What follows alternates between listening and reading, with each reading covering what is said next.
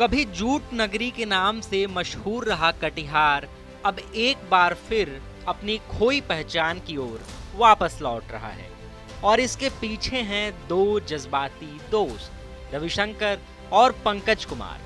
कटिहार में jute mill के बंद हो जाने और जूट की खेती में गिरावट होने के बाद कटिहार की यह पहचान धीरे धीरे धुंधली हो गई थी, मगर अब भाई बहन के प्यार के प्रतीक राखी से यह पहचान फिर से चमकने लगी है। हमारे संवाददाता करण कुमार उस गांव में गए जहां ये विशेष राखियां बनाई जा रही हैं। कटिहार की पहचान कभी जूट नगरी से हुआ करती थी, लेकिन आज वह पहचान धूमिल हो चुकी है। यहाँ के किसान बेहतर उत्पादन करते थे जूट की, लेकिन आज वह पहचान धूमिल हो चुकी है। लेकिन रक्षाबंधन के इस पवित्र महीने में दो दोस्तों ने एक खास शुरुआत की है। जूट से ही राखी तैयार कर रहे हैं। कलकत्ता से इन्होंने ट्रेनिंग ली है और अब अपने सुदूर गांव में लोगों को, महिलाओं को ये ट्रेनिंग दे रहे हैं और राखियां तैयार की जा रही है। रंग बिरंगे ये राखी पूरी तरह से इको फ्रेंडली है और कटिहार के बाजार में उपलब्ध हैं। दो दोस्तों ने इसकी शुरुआत की है और आज गांव के लोग, महिलाओं को ये ट्रेनिंग दे रहे हैं और उसके बाद ये कटिहार की पहचान जो जूट मिल से हुआ करती थी, यानी जूट से हुआ करती थी, उस नाम को वापस दिलाने की ये दो मित्रों की कोशिश है। कोलकाता में जूट राखी बनाने का विशेष प्रशिक्षण लेकर इन दोनों मित्रों ने न सिर्फ खुद सीखा, बल्कि कटिहार के सुदूर इलाका सिरसा की ग्रामीण महिलाओं को भी ट्रेनिंग देकर उन्हें इस मुहिम से जोड़ रहे हैं। आज लगभग 1 दर्जन महिलाएं न केवल जूट की राखी बना रही हैं, बल्कि आत्मनिर्भरता की मिसाल भी पेश कर रही हैं। राखी बनाने वाले पंकज कुमार ने बताया कि ये राखियां बिल्कुल प्राकृतिक और सुरक्षित हैं।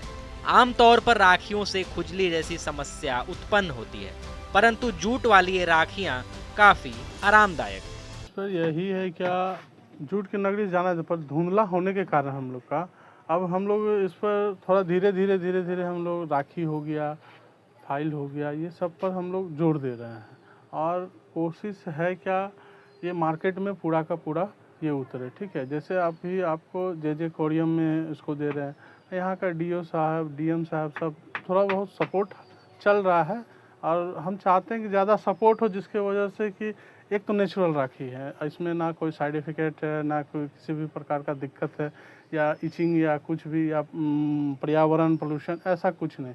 इसलिए लोगों को यही भी कहेंगे कि आप लोग थोड़ा नेचुरल की ओर, अगर बहुत चीज़ आगे आए हैं तो धीरे धीरे इस पर भी नेचुरल है, आप यूज कीजिए, आपको किसी भी प्रकार का हानि नहीं होगा। राखी बनाने वाले रविशंकर ने बताया कि वो बंगाल से ट्रेनिंग लेने के बाद ग्रामीण महिलाओं को रोजगार भी दे रहे हैं। ये हम लोगों को आत्मा कटिहार से कलकत्ता ट्रेनिंग के लिए ले जाया गया था। वहाँ जाने के बाद तो हम लोग जूट पर ये राखी, फाइल फोल्डर, झोला, ये सब का हम लोग ट्रेनिंग लेकर के आए। लेके आने के बाद यहाँ काम स्टार्ट किया। तो यहाँ काम स्टार्ट किया तो काफ़ी परेशानियाँ हैं हम लोगों को और कुछ लोगों को सिखा भी रहे हैं। काम जब तक कोई ट्रेनिंग लेके आइएगा और फिजिकली यहाँ नहीं कीजिएगा तो आपको इसके बारे में पूरी जानकारी नहीं होगी। तो काम कीजिएगा तो आप काम हम लोग कर रहे हैं तो हम लोगों को बुझा रहा है कि अब इसमें ये चाहिए, इसमें वो चाहिए।